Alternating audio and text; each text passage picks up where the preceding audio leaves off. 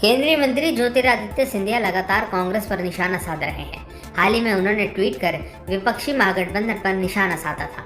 सिंधिया ने अपने ट्वीट में राहुल गांधी की भारत जोड़ो यात्रा को तुष्टीकरण से ओतप्रोत बताया।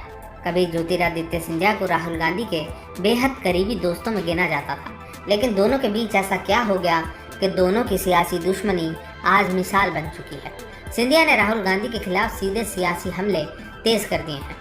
सिंधिया और गांधी परिवार की दोस्ती 2 पीढ़ियों से चली आ रही थी। राहुल गांधी और ज्योतिरादित्य सिंधिया की दोस्ती परवान चढ़ी। दोनों ने ही दून स्कूल में पढ़ाई शुरू की थी। स्कूली दौर में ही दोनों की दोस्ती भी हुई। इसके बाद धीरे धीरे दोनों एक साथ राजनीति में आगे बढ़े। कभी राहुल की ढाल थे सिंधिया। जब लोकसभा में राहुल गांधी और ज्योतिरादित्य सिंधिया जाते थे तो कई बार एक जैसे कपड़ों में नजर आते थे। सदन में दोनों अगल बगल ही बैठते थे। जब भी राहुल गांधी पर कोई तीखा हमला बोलता तो सबसे पहले ज्योतिरादित्य सिंधिया उसका जवाब देते थे। हालांकि अब दोनों एक दूसरे के कट्टर सियासी दुश्मन बन चुके हैं। दोनों ही राजनीतिक दांवपेच के बीच एक दूसरे पर हमला करना नहीं भूलते। 2018 के बाद बढ़ी सिंधिया की नाराजगी।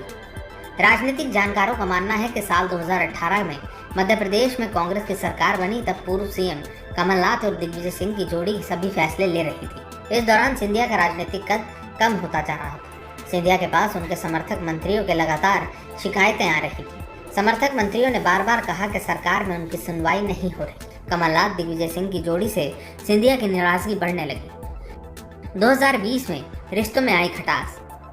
साल 2020 में राज्यसभा चुनाव में कांग्रेस ने दिग्विजय सिंह को पहले नंबर पर और ज्योतिरादित्य सिंधिया को दूसरे नंबर पर भेजे जाने की रणनीति तैयार की थी। इसे लेकर भी सिंधिया नाराज हो गए। कहा जाता है उस समय सिंधिया कई बार राहुल गांधी और सोनिया गांधी से मिलने की कोशिश कर रहे थे, लेकिन मुलाकात नहीं हो पाई। राहुल ने बोला था सिंधिया पर हमला। जब ज्योतिरादित्य सिंधिया ने बीजेपी का दामन थामते हुए कमलनाथ सरकार को गिरा दिया, तब राहुल गांधी से उनकी दोस्ती भी खत्म हो गई। हालांकि इसके कुछ समय तक सिंधिया और राहुल एक दूसरे पर सीधे सियासी हमले नहीं करते थे, लेकिन दोनों के रिश्ते में नया मोड़ तब आया जब भारत जोड़ो यात्रा मध्य प्रदेश पहुंची। यात्रा के दौरान कांग्रेस नेता राहुल गांधी ने ज्योतिरादित्य सिंधिया पर कई बार हमला बोला। इसके बाद सिंधिया ने भी राहुल गांधी पर सियासी वार करने में कोई गुरेज नहीं किया। अब सिंधिया कर रहे हैं पलटवार। हाल ही में एनडीए के खिलाफ तैयार किए गए गठबंधन इंडिया को लेकर सिंधिया ने निशाना साधा।